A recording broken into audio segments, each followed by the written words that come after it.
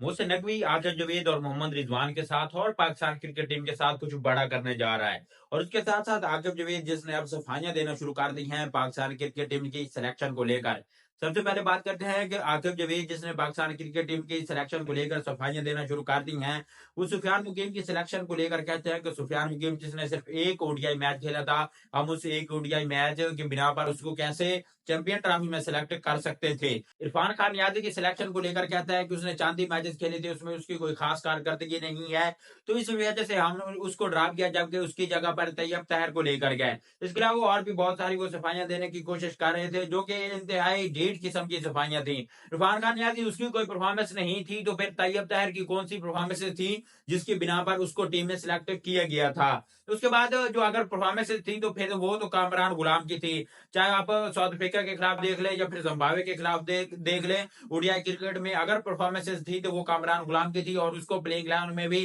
शामिल नहीं किया गया। जहां तक बात है सुफियान मुकीम की एक मैच की, तो सुफियान मुकीम का वो एक मैच भी उसने वहां पर 4 विकेटें ली थी, जो वो एक मैच भी उसका खुशदिल शाह के पूरे कैरियर पे भारी है। खुशदिल शाह ने पूरे कैरियर में एक मैच के अंदर 4 विकेटें नहीं ली होंगी, जबकि जो सुफियान मुकीम है उसने सिर्फ एक मैच के अंदर 4 विकेटें ली थी और वो भी साउथ अफ्रीका जैसी टीम के खिलाफ। तो इसलिए ये बहाना बनाना कि सुफियान मुकीम जिसने सिर्फ एक ओडीआई मैच खेला था हमने इसलिए उसको सिलेक्ट नहीं किया। अगर सुफियान मुकीम ने सिर्फ एक ओडीआई मैच खेला था, आपने उसको इसलिए सिलेक्ट नहीं किया, तो फिर उस्मान खान को क्यों सिलेक्ट किया जिसने तो एक भी ओडीआई मैच नहीं खेला। इवन कि आप उसको सिलेक्ट कर लिया है तो फिर उसका डेब्यू भी नहीं कराया। और उसके बाद अगर सुफियान मुकीम को इसलिए सिलेक्ट नहीं किया गया तो उसने सिर्फ एक ओडीआई मैच खेला था, उसके पास एक्सपीरियंस नहीं था, तो फिर शादाब खान के पास तो एक्सपीरियंस भी था,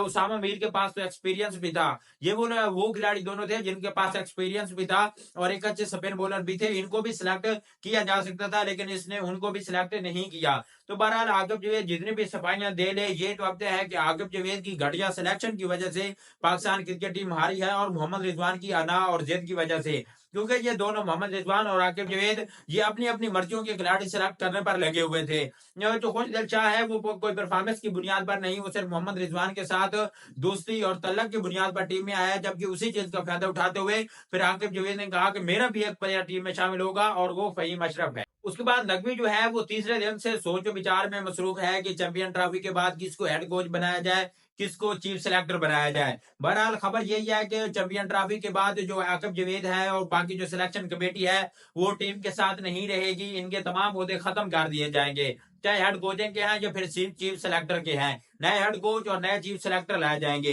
और इनसे सवाल भी किया जाएगा। मोहसिन नकवी जब पाकिस्तान क्रिकेट टीम का जो स्क्वाड है चैंपियन ट्रॉफी के लिए वो अनाउंस किया गया, तो वहां पर मोहसिन नकवी ने उनको कहा कि आपका ये स्क्वाड दुरुस्त नहीं है, आप इस स्क्वाड के ऊपर नजरसानी करें। जिसके लिए जो पहले तो आकिब जावेद और मोहम्मद रिजवान नहीं मान रहे थे, बाद में उन्होंने 1.5 घंटा तक एक मीटिंग की, एक बंद कमरे में बैठकर मीटिंग की और उस मीटिंग के बाद ये फैसला निकला कि यही स्क्वाड चैंपियन ट्रॉफी खेलेगा, ये स्क्वाड ठीक है। जिसके बाद फिर मोहसिन नकवी भी मान गया। उसके बाद जब ट्राई सीरीज के अंदर कोई अच्छे रिजल्ट नहीं आया, न्यूजीलैंड के खिलाफ पहले मैच में भी कोई अच्छे रिजल्ट नहीं आए, तो जब फखर जमान इंजरी हुआ हुए और एक मुतबादिल प्लेयर का ऐलान किया गया जो कि इमाम उल हक था, तो इमाम उल हक का ऐलान करने से पहले जब मोहसिन नकवी को नाम भेजा गया कि हम इमाम उल हक को मुतबादिल के तौर पर सिलेक्ट करना चाहते हैं, जो कि हतमी मंजूरी चेयरमैन ने देनी होती है, सिलेक्टर ने करना होता है, लेकिन हतमी मंजूरी जो है वो चेयरमैन ने दे उसको। हतमी मंजूरी के लिए जब उसका नाम भेजा गया तो वहां पर भी मोहसिन नकवी ने कहा कि पाकिस्तान टीम को एक स्पिनर की जरूरत है, तो आप मेहरबानी करें कि इमाम उल हक के बजाय सुफियान मुकीम को या किसी भी स्पिनर को सिलेक्ट कर लें और इमाम उल हक को सिलेक्ट ना करें। लेकिन वहां पर भी आकिब जावेद और मोहम्मद रिजवान अपनी जिद पर कायम रहे और उन्होंने कहा नहीं, हम स्पिनर को सिलेक्ट नहीं करेंगे, हमें इमाम उल हक ही चाहिए। और जिसका जो नतीजा निकला कि पाकिस्तान चैंपियन ट्रॉफी से बाहर हो चुकी है। अब जाहिर सी बात है, और एक और भी खबर निकल कर आई है कि जब पाकिस्तान टीम लाहौर कराची से दुबई गई है, मोहसिन नकवी साथ में थे तो खुशगवार मूड में थे, बातें भी करते गए हैं, बड़ी अच्छी गपशप। और जब पाकिस्तान टीम वहां से हार कर वापस आई है, मोहसिन नकवी वापसी भी उनके साथ ही आया है। तो मोहसिन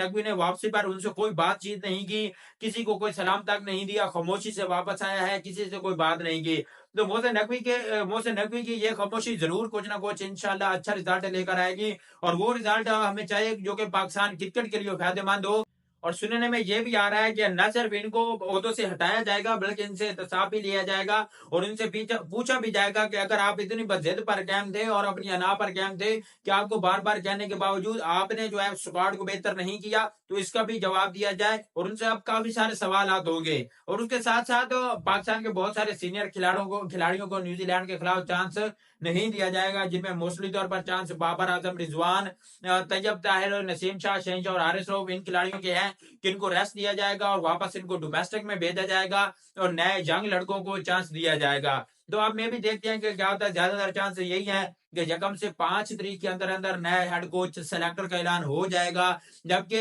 अगर या तो फिर चैंपियन ट्रॉफी के बाद ही होगा। अभी तक खामोशी सिर्फ यही है कि पाकिस्तान का बांग्लादेश के साथ मैच हो जाए, पाकिस्तान का चैंपियन ट्रॉफी के अंदर जो सफल है वो मुकम्मल तौर पर खत्म हो जाए, उसके बाद ही फिर अगला लाए अमल देखा जाएगा और फिर अगले नए ऐलानात किए जाएंगे।